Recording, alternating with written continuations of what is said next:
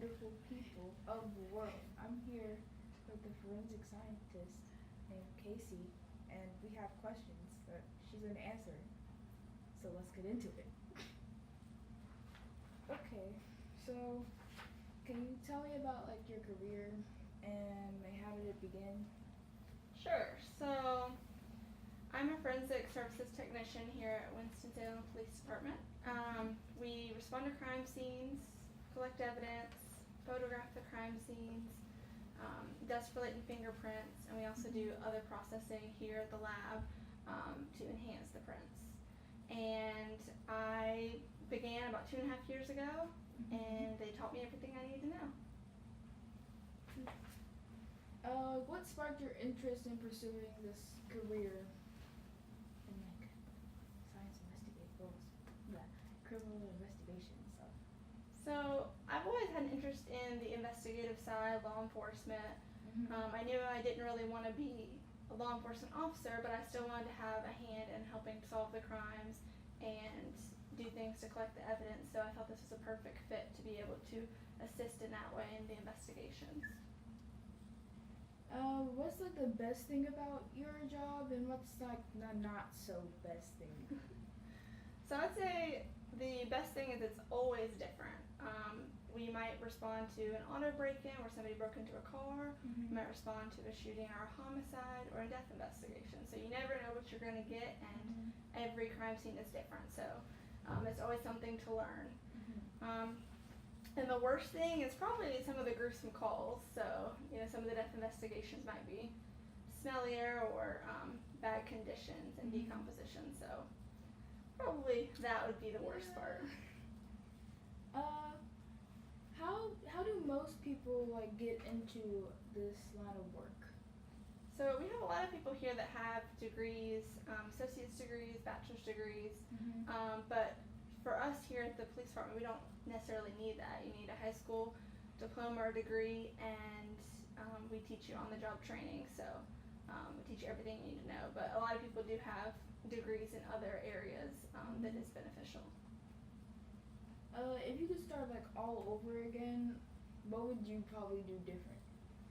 So if I had to change anything, I might have done a minor or a second major in another science like chemistry or biology to get more of the chemical analysis and those type of lab skills versus just my criminal justice degree.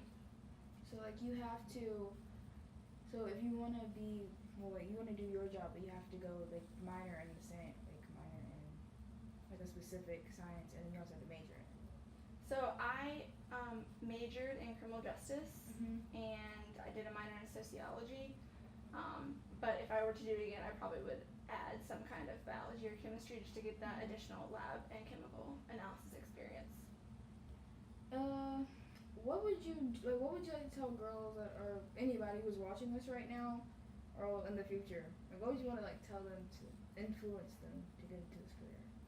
I mean, I think it's a really rewarding career, and science is the future, technology is the future, and I think if you're interested in it, pursue it. Try to find ways to learn more about it and gain knowledge, whether that be additional degree or some type of certification where you can gain more experience in the field. What educational preparation would you recommend besides the you already said about like the biomedical, or what was it again? Biology, chemistry. Biology, chemistry. I would just say any degree would be beneficial because any additional experience and knowledge that you can bring to the table is an asset.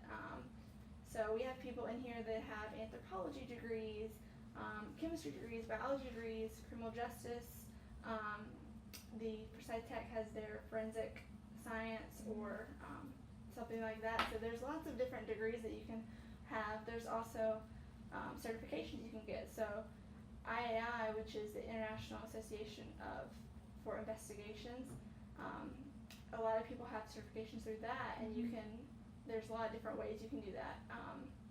There's photography you can learn through there, like stuff the detectives would need, that type of investigation, to pathology and other types of degrees. So there's a lot you can learn there as well. What professional organizations do you belong to, if like any? I don't belong to any, but IAI is, a lot of people do belong to that, and it assists them. They can take classes on photography and, all different, there's tons of aspects and things you can learn from that. And the certification goes a long way if you have the certification through them to show that you were certified an IAI investigator.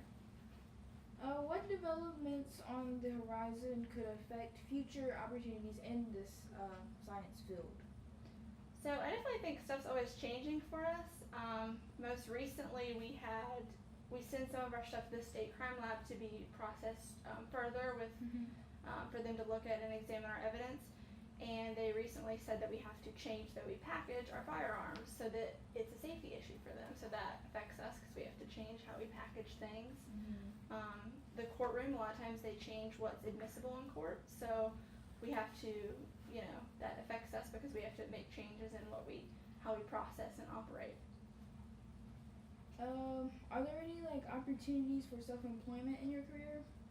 I heard about a few people that used to do for the public, like citizen fingerprinting services. So for example, on Thursdays as a technician, we all rotate doing fingerprint services for citizens from 2 to 4, whether it be for adoption, employment, stuff like that, and they get their fingerprints filled out for the different things. So I heard about people that used to do that and do it on the side to assist the public. Considering all the people you've met in your field, what personal attributes are essential for success? I would definitely say a person that is detail-oriented, definitely pays attention to detail because it's very important in collecting evidence, make sure everything is correct. Organized, having an organized person, being able to organize your notes and your reports and your writings. Having a person that's hardworking. A lot of times we have to stay late, hours and hours past when you're supposed to leave working on a scene. So a person that's hardworking, dedicated, and good writing and communication skills. We have to deal with the public, as well as other officials in the police department and outside organizations. So being able to have the communication skills and customer service skills are an asset. What are some common career paths in this field? So I would say there's quite a bit. Like crime scene technician, forensic services technician. We have prisoner processing technicians who process the prisoners at the jail. That's what they do every day. We don't have them, but there are chemical analysts and people that work strictly in the lab processing the evidence, like at the state crime lab and things like that. People that work in the autopsy suite, like pathology, you can go that route. There's latent print examiners, so they examine the fingerprints that we lift off the crime scenes to different suspects and people in the system. There's also firearms and tool mark examiners, so they look at the firearms that we collect from the scenes and compare those as well as the spent shell casings and the bullets to what is found to see if they match and see if it's the gun that was used in the crime and stuff like that. So there's lots of different avenues. It's a wide field of careers. Yes, definitely. And what are some I already asked that question. Okay. What advice would you give to someone who is trying to consider this type of career? I would just say if you're interested in this career or something in this field, just try to gain the knowledge and learn more about it. So we have lots of opportunities to learn about it. As a young adult, we have our Youth Citizens Police Academy. There's Explorer programs, or as adults, there's the Citizens Police Academy where you can learn about all aspects of the police department. It's like a 12-week program, I believe, and you learn about not just our department, but all different areas of the police department and gain more knowledge and see if that's really what you're interested in.